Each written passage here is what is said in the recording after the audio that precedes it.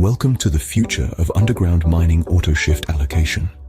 With shift auto allocation, you can effortlessly optimize shift schedules, allocate tasks to the right workers and machinery, and ensure maximum productivity. For successful auto allocation, we rely on crucial data from three vital departments.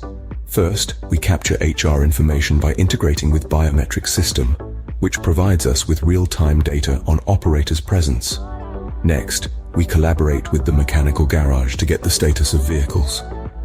This data is vital for deciding which vehicles are operational and ready for the shift. And finally, we look to the mine planning department to provide us with critical location information.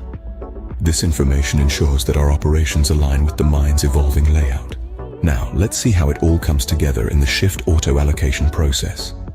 The system automatically allocates tasks, assigns the right workers, and selects the appropriate machinery using data such as priority faces, equipment location, equipment, and personnel availability. Take a look at auto allocation works. Mine Manager can allocate multiple tasks at the same time. Mine managers can review and adjust the schedule, ensuring maximum efficiency and safety.